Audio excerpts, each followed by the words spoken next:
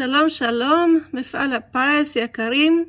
כעת אני רוצה להציג את התוכנית שלי. שמי אסתר קיי, וכאן אתם רואים את הספרות העצומה שהייתי צריכה להכין על מנת בסופו של דבר להגיע לתסריט בשפה העברית על רבי חיים ויטל ועל הארי הקדוש. אני גרה בצפת 33 שנה, אני עובדת על הנושא של הקבלה הלוריאנית. את כל המקורות אני אמורה לתרגם לשפה העברית.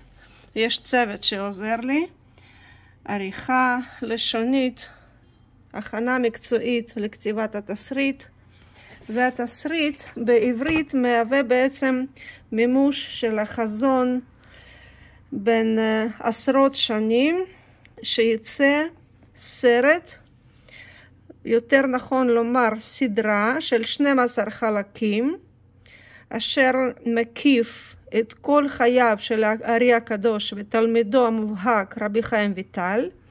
מדובר במאה ה-16, צפת, דמשק, אזורים כמו סוריה, מצרים, אימפריה העות'מאנית, היחסים הטובים בין האוכלוסייה היהודית והאוכלוסייה המוסלמית באותם שנים, שיתוף הפעולה בין רבי חיים ויטל לבין השייך הערבי שהיה אחד מהחברים הטובים שלו מעיירה צלחיה, הרפתקאות משותפות, עיסוק במאגיה, מיסטיקה, הקבלה, כל זה והמון המון חומר היסטורי שמהווה עניין עבור כל איש ישראלי.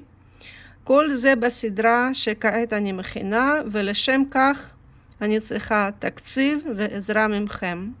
עד כאן החזון.